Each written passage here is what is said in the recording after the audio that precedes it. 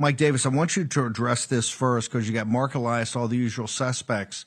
They're freaking out, and the Atlantic's going to have this massive, I think, a whole, not just the cover story, but I think the whole magazine's turn to how Trump is going to steal the 2026 election. Sir, I want to do that before I tee up the blockbuster news today.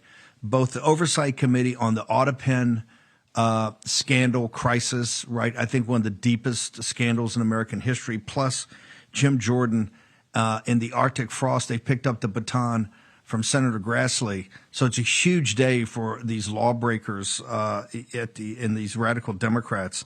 But start first with your response to David Graham and the people of the Atlantic that are absolutely freaking out already about the midterm election, sir.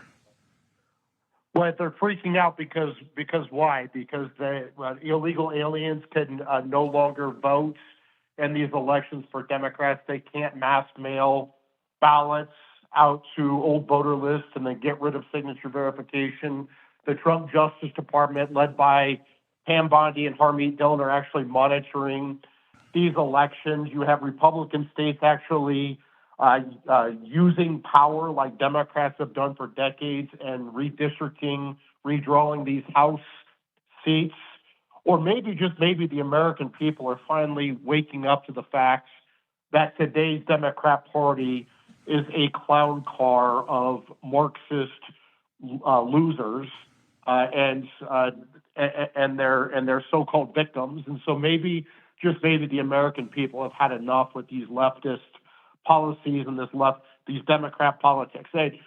Look, as you know, Steve, in a president's first off-year election after a president wins, generally the president's party gets wiped out in that off-year election.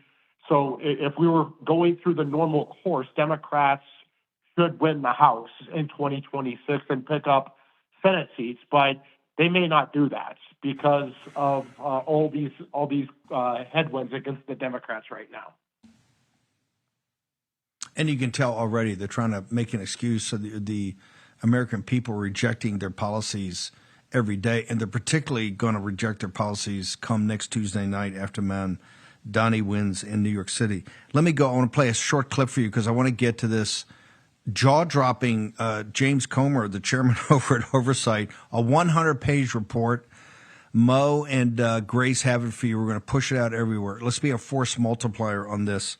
But let's go ahead and play a clip, and I'll jump in and bring Mike back in.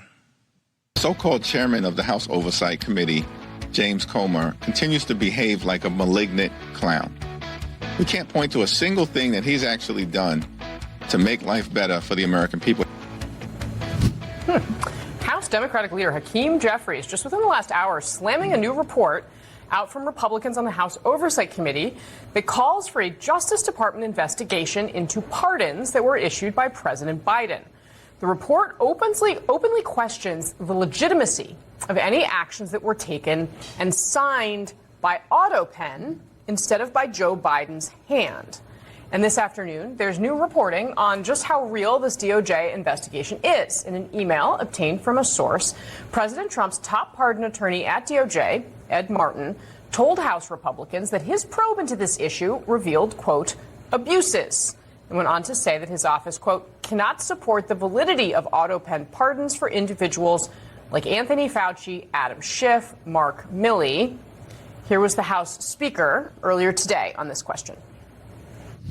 It's unprecedented. There is no legal precedent because no previous president had an AutoPen or had the audacity to have people signing things on their behalf when they didn't even know what was in it. And so we're in uncharted waters as a nation. All right, my panel is back. Elliot Williams, the AutoPen, first of all, has been used in the past occasionally, yes? Yes. Okay, so fact check there. But what, if anything, is there any there to this? I'm really not seeing it, only because the tradition of AutoPens has existed in every presidential administration across parties. I had an AutoPen when I worked at ICE. I'm sorry, Elliot Williams. Okay. Good luck. Mike Davis, this is deeper than just pardons. Talk to us about this report. It's 100 pages long. It's from Comer's committee. And I've been saying, I think this is the deepest scandal. This dwarfs Watergate. When you combine all these, but even this aspect of it, it shows you how illegitimate, how reckless, and how lawless these people are. Can you walk us through it? Yeah, I mean, the issue is not that Biden or any other president used the auto pen. Politicians use auto pens. The issue is are they carrying out that president's will by using that auto pen? You know this, Steve. You worked in the White House. I've worked in the White House. Presidents generally use auto pen to sign correspondence with, 6-year-old kids who write letters to the president. You don't use the auto pen to sign major pieces of legislation, and you certainly don't use the auto pen to sign pardons. And so it's very suspect that they use the auto pen to sign pardons. And so then the question becomes, did President Biden actually authorize these pardons, and they were simply carrying out President Biden's will because he's too weak or frail or whatever to sign these pardons? Or is there something more sinister going on here where they have White House staff signing pardons behind the president's back? And if it's the latter, this truly is one of the biggest scandals ever. By the way, this makes sure the Nancy Pelosi, all the J6 committee that threw everybody in prison for misdemeanors, they and tortured the J6 folks, right, and sent criminal referrals, had people thrown in prison forever. Their pardons, the ones they crawled on their belly over to the White House, are inoperative. Am I to take it that that's a fact? Well, I mean, if the president did not authorize a pardon and someone used the president's auto pen to sign a pardon he didn't authorize, then those pardons would not be valid, right? And so how it would come up, though, is you would bring how pardons work is if you bring a criminal charge, federal criminal charge against someone, that person would present the pardon documents in courts and say that I am pardoned for this crime. It's a defense to the crime. And so I guess how you would challenge this is if Pam Bondi and the Biden Justice Department wants to indict Tony Fauci, for example, for one of his crimes, then you would challenge the pardon then. Mike Davis is with us. I also want to talk. We're going to take a short commercial break. I also want to talk about the executive orders because this scandal is mind blowing. Okay, Mike Davis, the executive orders are also called into question. When are we going to see criminal referrals, and when do you think justice is going to move on this? I understand there's some technicalities that could be tough, but we got to bring these anyway, don't we, sir? I've seen reporting where Attorney General Pam Bondi has approved these criminal probes, so it sounds like they're moving.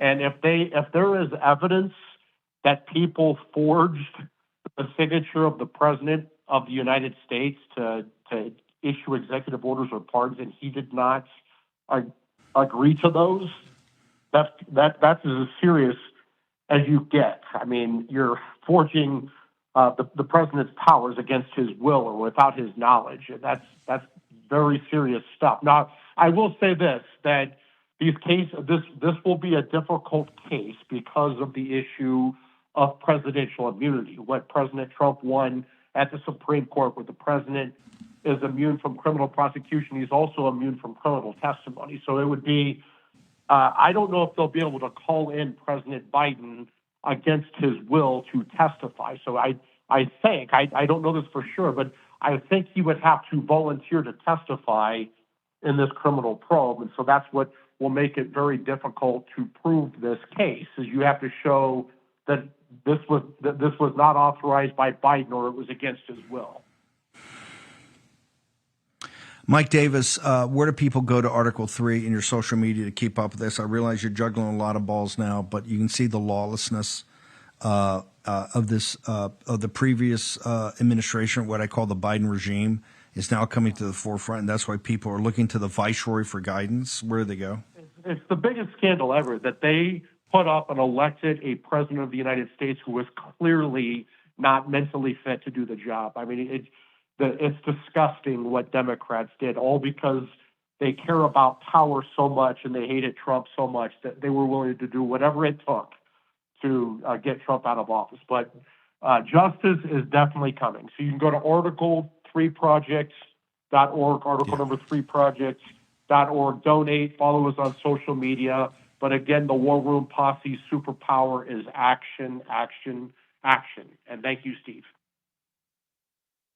By the way, we're going to track you down because we put together a 7-minute compilation, but we're so busy. A 7-minute compilation of these officials saying how competent Biden was, how top of the game, and then you can help me tear it apart. So hopefully maybe do that tomorrow or the next day. Mike Davis, the Viceroy. Thank you so much.